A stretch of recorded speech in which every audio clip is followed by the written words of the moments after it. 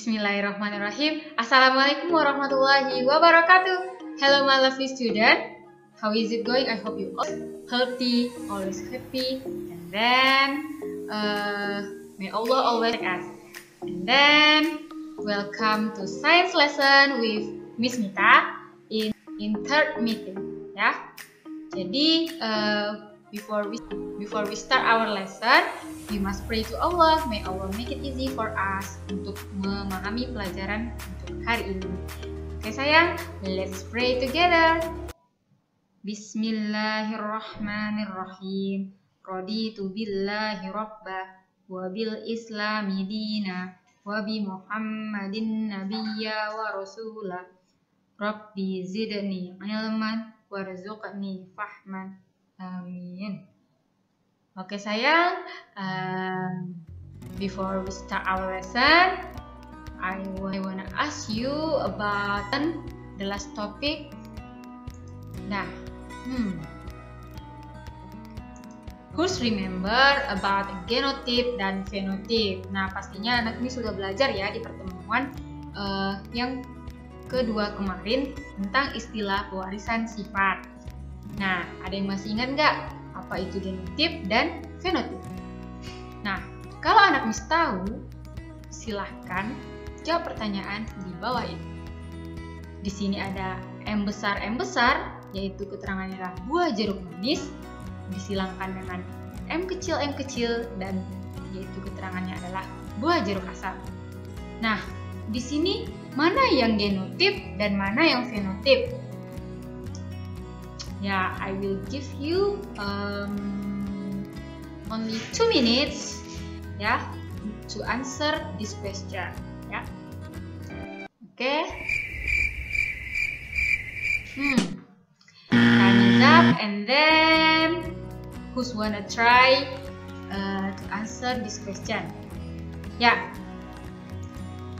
Nah, M besar dan M kecil adalah genotip, ya, pintar. Jadi kalau genotip itu dilambangkan dengan huruf. Nah, how about buah jeruk manis dan buah jeruk asam? Ya, good job. Fenotip itu disebut fenotip, ya. Jadi genotip itu sifat yang tak tampak, ya. Kalau sedangkan fenotip itu sifat yang tampak yang bisa dilihat oleh panca indera. Oke, biasanya untuk yang genotip ini dilambangkan dengan huruf, baik itu huruf besar maupun huruf kecil. Jadi semua huruf itu berlaku. Nah, kalau misalnya fenotip, nah dia di sini kira-kira apa ya, Miss? Sifat yang tampak atau bisa dirasakan. Nah, di sini adalah jeruk manis. Jeruk manis itu dirasakan oleh lidah. Ya, indera pengecapnya adalah lidah. Oke? Nah, ada banyak contoh lainnya ya untuk yang fenotip, ya.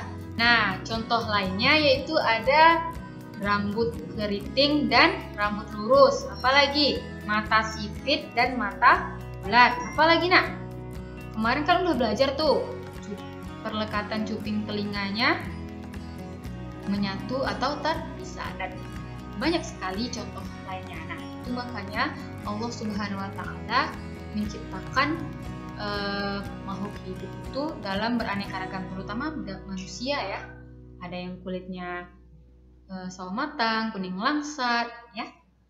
Nah, jadi anak Miss harus selalu bersyukur apa yang telah diberikan oleh Allah Subhanahu wa Ta'ala kita. Jadi jangan sampai insecure ya. Oke. Nah, kira-kira what the next topic about today? Can you guess it? Ya, topik today adalah menentukan jumlah gamet pada persilangan.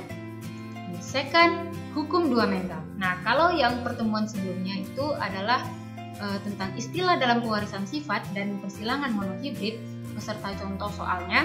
Nah, sekarang kita lanjut ke menentukan jumlah gamet pada persilangan dan hukum 2 Mendel. Nah, untuk kali ini mungkin ada terbagi ke video. Yang untuk pertama itu menentukan jumlah gamet pada persilangan itu beserta contoh soalnya, dan the second itu hukum 2 Mendel ya. Nah, nanti hukum 2 Mendel ini ada penjelasan dan contoh soal, dan terakhir Di situ nanti akan ada soal-soal, contoh soal-soal dari buku Mendel yang akan dijadikan latihan untuk anak MIS. For science, oke, let's check it out. Oke sayang, kita lanjut untuk menentukan jumlah gamet, ya. Nah, di sini cara penentuan gamet adalah menggunakan rumus, ya. Nah, di mana di sini ada N sama dengan alel heterozigot yang terdiri dari satu gen dominan dan satu gen resesif. Nih ya, contohnya ada A besar A kecil, B besar B kecil, C besar C kecil, D besar D kecil, dan sebagainya. Nah, caranya gimana Miss? Yaitu tadi pakai rumus 2 pangkat N. N itu tadi adalah jumlah alel heterozigot atau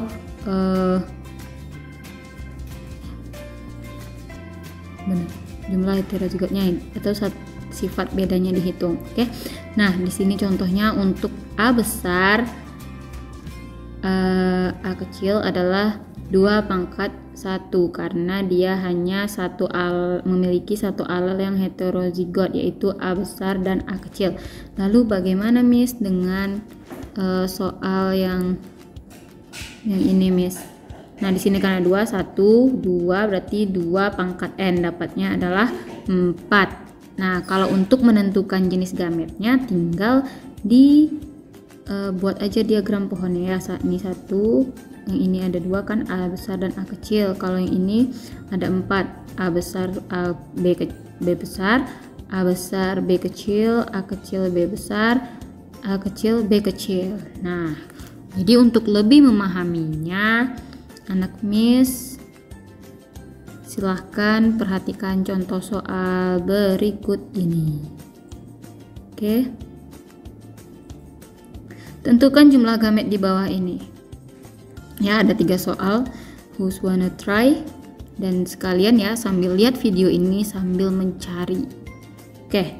Nah, untuk jawaban nomor 1 kira-kira ada berapa nih jumlah gametnya? Nah, perhatikan tadi katanya terdiri alel heterozigot. Berarti ada berapa nih? 1, 2, 3, 4. Heterozigot itu alel yang terdiri dari satu gen dominan dan satu gen resesif, atau huruf besar 1, huruf kecil 1. Nah, jadi ada berapa nih? 1, 2, 3, 4. Berarti 2 pangkat N sama dengan 2 pangkat 4 adalah 16. Nah, kalau untuk membuktikannya silakan buat cara yang seperti ini di buku tulisnya ya. Oke, untuk soal yang kedua, nah ini ada T besar. Ini nggak usah, ini abaikan saja. Kita cari saja alel heterozigotnya. Ada berapa? 1, 2. Berarti ada 2 pangkat N sama dengan 2 pangkat 2 sama dengan 4. Ya sayang ya. Jadi kalau misalnya untuk menentukannya silahkan menggunakan diagram pohon. Nah, kenapa 4? Di sini ada U besar, U kecil ya. Terus lanjut ke T, ini V besar, V kecil. Oke, berarti ada TU, T besar, U besar, T besar, U kecil, T besar, V besar, T besar, V kecil. Oke, jadi hasilnya adalah 4. Nah, bagaimana dengan K besar, L besar, L kecil, M besar, M kecil, dan N besar, N besar. Nah, jadi kalau yang homozigot ini nggak usah diperhatikan ya nak ya. Jadi ini abaikan saja. Jadi ada berapa sifatnya? Ada 1, 2. Berarti tetap 2 pangkat N sama dengan 2 pangkat 2 sama dengan 4. Nah, seperti itu. Oke, nah bagaimana kalau misalnya Miss ada yang hurufnya sama semua, Miss K besar, L besar, M besar, M besar, N besar, N besar. Nah, ini kan sama nih semuanya. Berarti cuma ada 1 gametnya, yaitu adalah K besar, L besar, M besar, M besar, N besar. Oke, jadi dapatnya 1, cuman 1 kalau soalnya adalah yang seperti ini. Oke sayang, got it what I mean? Nah, if you have any question, please let me know.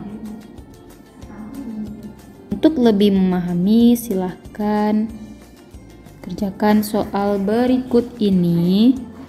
Ya, ingat perlu diperhatikan apa tadi kriterianya kalau yang homozigotnya itu. Oke.